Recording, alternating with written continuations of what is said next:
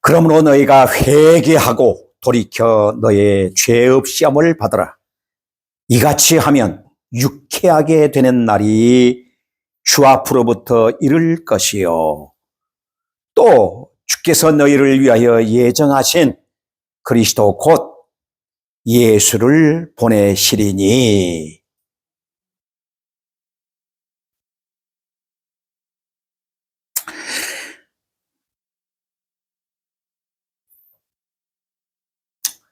(19절) (20절) 말씀을 봉독해 드렸습니다. 오늘 저는 이 말씀을 통해서 그리스도의 재림이라 하는 제목 아래 함께 여러분과 은혜를 나누고자 합니다. 우리는 지난주에 그리스도의 죽으심과 부활에 관한 말씀을 나누면서 그리스도의 죽으심과 부활은 사람의 계획에 의해 죽으시고 또 부활하신 것이 아니라고 하는 말씀을 우리는 들으면서 그리스도의 죽으심과 부활은 하나님의 주권하에 이루어진 하나님의 언약 성취라고 하는 비밀한 말씀을 함께 나누면서 은혜를 받았습니다. 그렇습니다. 하나님의 주권, 하나님이 계획하시고 섭리하시고 예정하시고 그 예정하신 것을 약속하셔서 성취하신 놀라운 은혜의 사실들을 우리는 말씀을 통해 들으면서 인간이 아무리 힘쓰고 애쓰고 저지하고 또한 방해한다 할지라도 하나님의 계획은 어김없이 성취된다 하는 것을 우리는 다시 한번 깨달았습니다. 오늘은 19절 말씀에 그러므로 라고 이와 같이 접속사를 쓰면서 위의 말씀과 연결되어지며 이렇게 그러므로 라고 말씀이 시작되고 있습니다. 하나님께서 17절 그리스도의 해 받으실 일을 미리 알게 하신 것을 이와 같이 이루셨다면, 그리고 너희들은 알지 못하여서 그리하였다면, 그리고 죽은 자 가운데서 살아나신 예수 그리스도께서 이와 같이 안진뱅이를 완전하게 낫게 하셨다면, 그러므로에는 이런 뜻이 아주 깊이 담겨 있는 것입니다. 무엇을 머무르고 머뭇거리고 망설이고 있느냐? 지금 베드로는 이 말씀을 통해서 그러므로 라고 이와 같이 말씀하며 저들에게 증언하고 있습니다. 19절 말씀 들어가면서 그러므로 너희가 회개하고 돌이켜 너의 죄 사함을 받으라고 회개를 촉구하고 있습니다. 죽으시고 부활하시고 이 모두가 하나님의 언약 속에서 이루어지고 성취된 일들이라면 너희가 실수로 지은 죄와 허물들을 하나님 앞에 자복하고 회개해야 되지 않겠느냐. 그래서 여기서 회개하라고 지금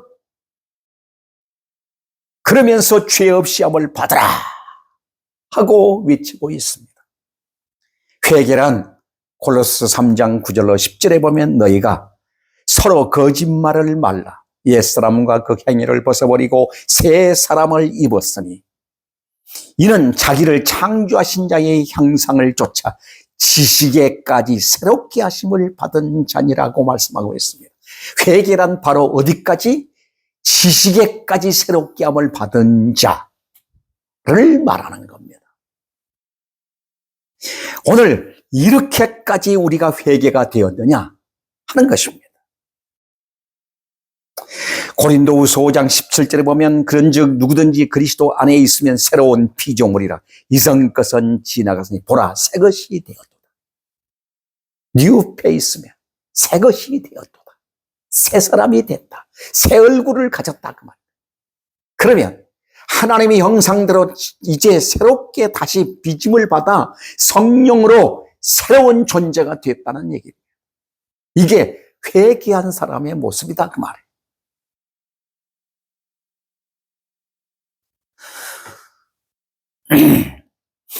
존 웨슬리는 이렇게 말합니다. 회개와 돌아섬을 통해 죄 사함을 받고 하나님과의 관계가 회복되며 기쁜 날이 다가온다고 말씀합니다.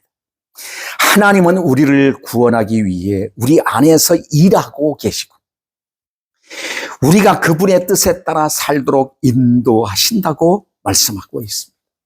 그렇습니다. 회개란 나 중심적 삶에서 하나님 중심적 삶으로 완전히 전환하는 것입니다. 회개란 힘들 때가 많습니다. 왜요? 포기해야 할 것이 너무 많기 때문에 사람들은 회개를 깊이 합니다. 그런데 오늘 우리가 완전히 결단하고 하나님께로 돌아서서 하나님 중심적 삶으로 내가 완전히 결단하면 누가 도우시느냐? 성령님이 도우시는 겁니다. 그 모든 것들을 다 감당하고 뛰어넘고 이기고 또한 거룩한 삶을 살도록 도우시고 역사하시는 분이 누구냐? 성령님이라는 거예요. 이런 뜻이 있습니다. 너희가 저지른 죄는 실로 엄청난 중죄다. 그러나 용서받을 가망이 없는 것이 아니라 너희가 회개만 한다면 유쾌하게 되는 날이 주 앞으로부터 이를 것이라고 소망의 메시지를 전하고 있습니다. 여기 유쾌하게 되는,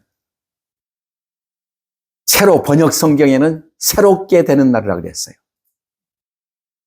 그런데 이 유쾌하게 되는 날을 더 아주 깊은 의미가 담겨 있습니다. 영어로 말하면 refreshing,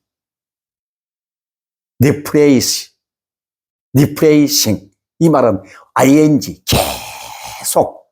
그러니까 유쾌하게 되는 것은 한순간이 아니라 지속적으로, 계속적으로. 그러니까 예수 그리스도 안에서 새로운 피조물이 되고 새로운 존재가 되고 성령의 은혜 속에서 살게 되어지면 계속적인 하나님의 나라를 누리고 그 은혜의 기쁨 속에 거할 수 있음을 우리에게 말씀해 주고 있는 것입니다.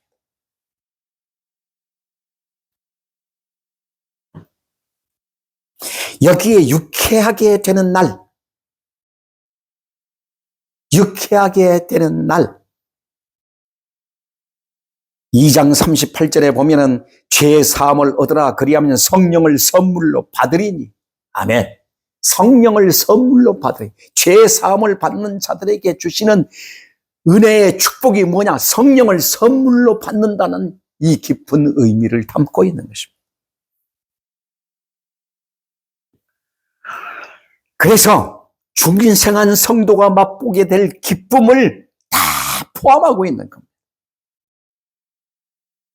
안진매가 얻은 감격을 생각해 보십시오. 하물며 영혼의 불구였던 자가 완전히 깨끗해졌다면 그 기쁨과 그 감격의 정도가 어느 정도이겠습니까? 하박국 3장 17절에 18절에 보면은 이렇게 말합니다. 비록 무화과 나무가 무성하지 못하며 포도나무에 열매가 없으며 우리의 양이 없으며 감람나무에 소출이 없으며 밭에 먹을 것이 없으며 우리의 양이 없으며 외양간에 송아지가 없을지라도 다 없다는 겁니다. 다 없다는 겁니다. 그런데 나는 여호와로 말미암아 즐거워하며 나의 구원의 하나님으로 기뻐하리로다. 우리는 어떤 상황, 어떤 사건 속에서 이 기쁨을 우리가 소유하고 살고 있는, 하나님이 주시는 성령으로 말미암아 우리에게 바로 부어주시는 이 기쁨을 그대로 유지하고 살고 있느냐? 이게 신앙생활인데, 이게 바로 그리스도 안에 있는 성도의 삶인데, 이것이 바로 말씀과 하나 되어 살아가는 삶인데, 이 기쁨이 있느냐 그 말이야.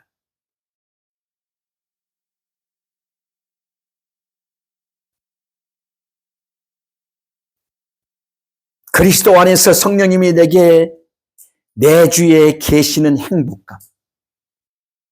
기쁨은 단회적이 아니라 지속적인 기쁨이요 행복이라는 사실. 조금 전에 말씀드렸죠. 데프레이션. 지속적으로.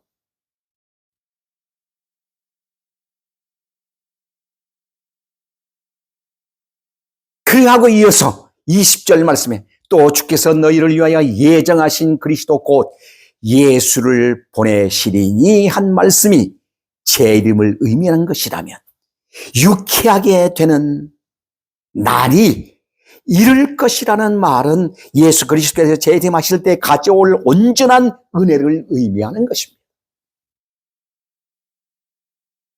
그러니까 우리 주님의 재림을 통해서 가져올 은혜는 얼마나 엄청난 것인가를 우리에게 지금 여기서 선포해 주고 있습니다.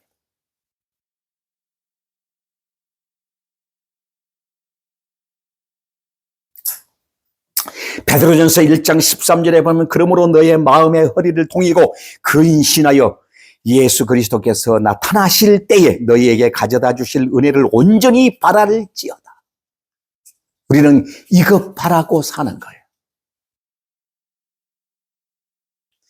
예수 그리스도께서 재림하실 때에 가져올 은혜란 어떤 것과는 비교할 수 없는 상상을 초월한 선물임을 말씀하고 있습니다. 완성된 하나님의 나라, 그의 보좌 앞, 영화와 영광, 헤아릴 수 없는 은혜를 하나님은 예비해 놓으시고 그리스도의 재림과 함께 모든 것들을 우리에게 확연하게 가져다 주신 은혜라는 것입니다. 구약의 선지자들의 외침을 보십시오. 한결같이 징별 후에 회복이라고 하는 유쾌하게 되는 날을 선포했습니다. 소망을 증거했습니다. 그러나 포로에서 귀환한 남은 자들은 약속한 유쾌하게 되는 날이 이르는 것이 아니라 시련이 계속되자 낙담하고 절망합니다. 선지자들은 저 멀리 그리스도께서 재림하실 때 이 말 유쾌하게 되는 날을 전망하고 선포했는데 그들은 현실만을 바라보고 낙담했던 것입니다. 사랑하는 여러분, 우리의 삶이 성경은 그렇게 말합니다. 강건하면 70이요 80이라고 그랬어요. 70이요 80 얼마나 짧은 인생입니까? 그래서 순간이라고 말하는 거예요. 초로 인생이라고 말하는 거예요. 풀릴 끝에 맺힌 인생과 같은 것이 바로 우리 인생이라는 겁니다. 그 후에 우리에게 가져다 줄 그 영광의 하나님의 선물들이 우리에게 다가오고 있는데 그것을 영적으로 바라보지 못하고 우리의 영혼이 흐려져서 우리의 영혼이 어두워져서 세속 것에 매여 우리는 그 고난의 때를 감수하지 못하고 인내하지 못하고 살아갑니다.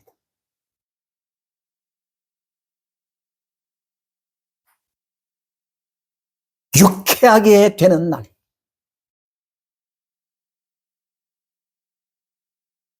사랑하는 여러분, 오늘 우리는 그날을 바라보며 인내로서 오늘의 이 행복과 이 기쁨을 모든 자들에게 선포할 뿐만 아니라 내 삶에서 그것이 계속 유지되고 살아가고 있는가를 확인하며 그것을 방해하는 모든 것들을 잘라내고 밀어내고 우리는 성령 안에 날마다 그분과 함께 그 나라 속에 살아가야 할 것입니다. 여기 보내심이라는 말이 20절과 26절에서 나오고 있는 것을 보게 됩니다. 20절에 또 주께서 너희를 위하여 예정하신 그리스도 곧 예수를 보내리니 그랬어요. 26절에는 하나님이 그 종을 세워 복 주시고요, 너에게 먼저 보내사 너희로 하여금 돌이켜 각 그 악함을 버리게 하셨느니라. 여기 보내사 그랬죠. 이런 말씀들을 보면은 26절은 그리스도의 초림을 말씀하고 있습니다. 그런데 여기 20절은 그리스도의 재림을 의미하고 있는 겁니다. 여기에 예정하신 그리스도라고 말씀합니다. 그리스도께서는 예정하신 대로 초림과 같이 또한 주께서 너희를 위하여 예정하신 그리스도 곧 예수를 보내리니 하고 재림을 얘기하고 있는 것입니다. 이 날이 우리에게 최대 최고의 유쾌하게 된 날이 되는 것입니다. 이제 오늘 우리는 예수 그리스도의 재림의 마지막 끝부분에 와 있습니다. 언제 어느 때 어떤 순간에 우리 주님이 오실 줄 우리는 모릅니다. 준비해야 합니다. 기쁨으로 준비해야 합니다. 초대교회 성도들은 그 많은 핍박 속에서도 심지어 무덤에 들어가서도 그 기쁨을 잃어버리지 아니하고 그 기쁨을, 주님 오심을 기다리기 위하여 그 기쁨을 잃어버리지 아니하고 온갖 핍박과 고난과 죽음에 이르는 그러한 자리에까지도 기뻐하며 순교했던 것입니다. 오늘 우리의 신앙생활 어떻게 하고 있습니까? 과연 오늘 우리는 그러한 기쁨을 유지하고 또 유쾌하게 되는 날, 내가 그리스도 안에서 중생함을 입은 순간부터 지금까지 그 은혜의 기쁨을 춤추며 찬양하며 감사하며 누리며 살고 있는지 생각해보며 다시 한번 우리 자신을 돌아봐야 할 것입니다. 예수 그리스도의 이름으로 안진뱅이가 고침을 받은 것은 영과 육의 구속자 되시는 그리스도의 모습을 반영하고 있습니다.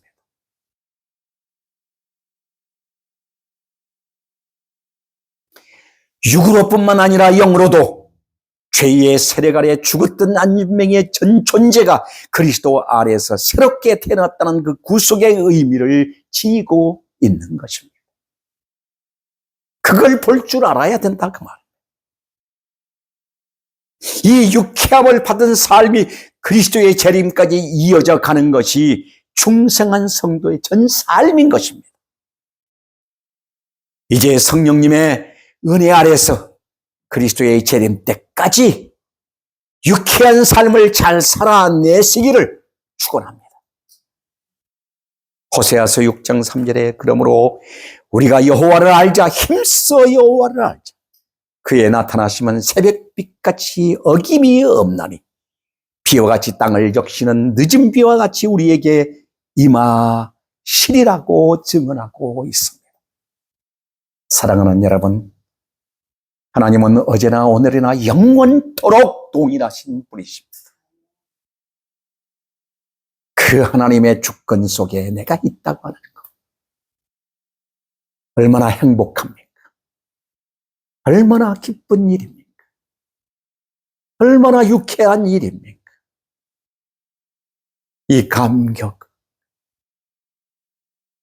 우리는 세상에 빼앗기지 않기를 축원합니다. 기도하겠습니다. 자비롭고 은혜로우신 아버지 감사합니다.